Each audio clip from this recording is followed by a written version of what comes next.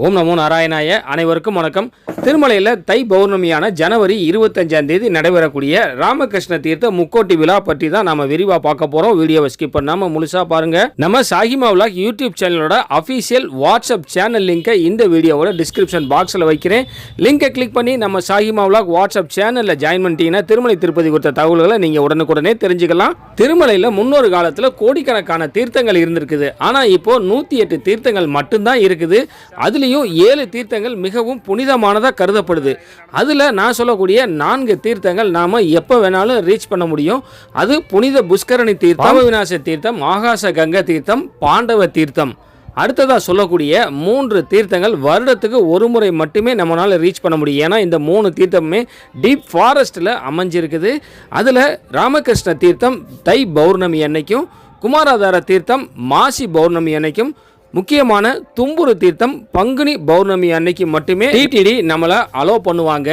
இதில் வரக்கூடிய தை பௌர்ணமியான ஜனவரி 25ஆம் தேதி தைப்பூசத்தன்னைக்கு ராமகிருஷ்ண தீர்த்தத்தோட முக்கோட்டி விழா சிறப்பாக நடைபெற இருக்குது. ராமகிருஷ்ணருங்கிற ஒரு வெகு காலமாக பெருமாளை நோக்கி தவம் புரிஞ்சிருக்காரு.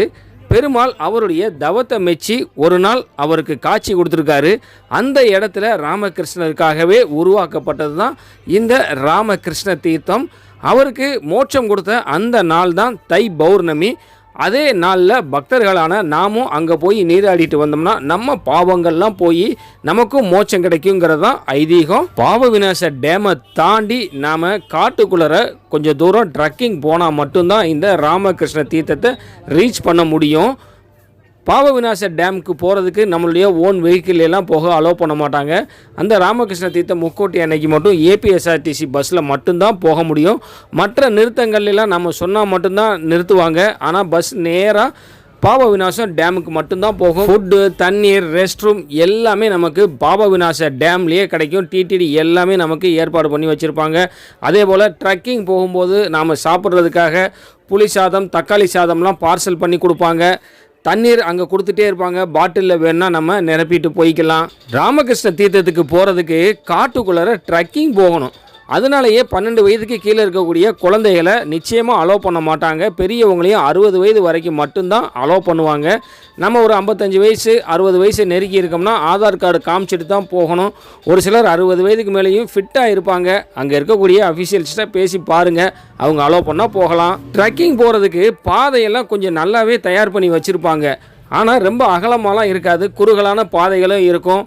கொஞ்சம் மேட்டில் ஏறுறது, ரொம்ப பள்ளத்தில் கொஞ்சம் இறங்குறதுன்னு சொல்லிட்டு ட்ரக்கிங் போகிறது கொஞ்சம் சிரமந்தான். இதனாலேயே முட்டு வலி, முதுகு வலி, நெஞ்சு வலி இருக்கிறவங்கலாம் இந்த ட்ரக்கிங்கை அவாய்ட் பண்ணிடுறது உங்களுக்கு தான் நல்லது. இருந்தாலும் நாம் நடந்து போகும்போது நமக்கு ஏதாவது மெடிக்கல் எமர்ஜென்சி இருந்தால் அங்கே டாக்டர்ஸ் உட்காந்துருப்பாங்க. அதே போல் செக்யூரிட்டிஸும் அங்கங்கே நின்றுட்டுருப்பாங்க. இந்த தீர்த்தத்துக்கு நம்ம எங்கிட்டு வழி தவறி போயிடக்கூடாதுன்னு சொல்லிட்டு ஏதாவது ஒரு இடத்துல பாதை வேறு பக்கம் பிரிகிற மாதிரி இருந்தால் அங்கனக்குள்ளே ஒரு போர்டு வச்சுருப்பாங்க. இல்லாட்டினா ஒரு செக்யூரிட்டி நின்று நமக்கு வழி காமிப்பாங்க. பெரிய அளவில் பயம் எதுவும் இல்லை. ஏன்னா ஃபாரஸ்ட்டுக்குள்ளே போகிறோம், அங்கே காட்டு விலங்குகள் எதுவும் இருக்கும்னா முன்னாடியே அவங்க வெடியெல்லாம் போட்டு அந்த விலங்குகளெல்லாம் அந்த பக்கமாக விரட்டி வச்சுருப்பாங்க. பயம் இல்லாமல் போகலாம். வருடத்துக்கு ஒரு முறை ரீச் பண்ணக்கூடிய இந்த 3 தீர்த்தங்களில் மிடிலான தீர்த்தம், அதாவது ரொம்ப கஷ்டமும் இல்லாமல் ரொம்ப ஈஸியாகவும் இல்லாமல், குமாராதார தீர்த்தத்துக்கு கொஞ்சம் ஈஸியாகவே போயிடலாம். அதே போல் தும்புரு தீர்த்தத்துக்கு ரொம்ப சிரமப்பட்டு போகலாம். இந்த 2 தீர்த்தத்துக்கும் நடுவில் அமைஞ்சிருக்கிறது தான் ராமகிருஷ்ண தீர்த்தம். உங்களால் முடிஞ்ச வரைக்கும் அதிகாலையிலேயே ட்ரக்கிங் போக ஆரம்பிச்சிருங்க. ஏன்னா வெயிலிருந்து நம்ம பாதுகாத்துக்கலாம். அதே போல் நிறைய கூட்டம் வரும்போது அந்த பாதை குறுகலாக இருக்குன்னு முன்னாடியே சொல்லியிருந்தேன். ஆப்போசிட்லேயும் ஆட்கள் வருவாங்க, நம்மளும் நடந்து வந்துக்கிட்டு இருப்போம். அது கொஞ்சம் சிரமமாகவும் இருக்கும். சில இடங்களில் என்ன பண்ணுவாங்கன்னா ஆட்களை தேக்கி வச்சுருப்பாங்க. ஒன்வேளை எல்லாரையும் அனுப்பிட்டு அப்புறம் மறுபடியும் இன்னொரு சைடு பிளாக் பண்ணிவிட்டு இந்த சைட்லேருந்து அனுப்புவாங்க. அந்த மாதிரியான நேரத்தில் நமக்கு டைமிங் நிறைய வேஸ்ட் ஆகும். நம்ம கரெக்டாக போயிட்டு அங்கே நீராடிட்டு கொஞ்ச நேரம் அமர்ந்துட்டு வர்றதுனா ஒரு 4 to 6 மணி நேரம் ஆகும். இந்த ராமகிருஷ்ண தீர்த்த முக்கோட்டி விழா ட்ரக்கிங்க்கு. முக்கோட்டி விழாக்களுக்கு போகிறதுக்கு எதுவும் ஸ்பெஷல் டிக்கெட் நம்ம புக் பண்ணிட்டு போகணுமான்னு ஒரு சிலர் கேட்குறீங்க. அதெல்லாம் எதுவுமே கிடையாது. எந்த தீர்த்தமாக இருந்தாலும் சரி முக்கோட்டி விழாவுக்கு நாம் இலவசமாகவே போயிட்டு வரலாம்.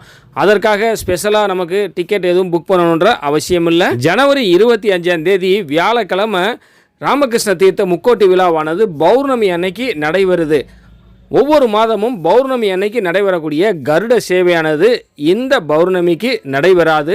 இருப்பினும் வேறு ஏதாவது டிடிடியிலேருந்து அனௌன்ஸ்மெண்ட் வந்தாலும் நான் உங்களுக்கு அப்டேட் பண்ணுறேன்.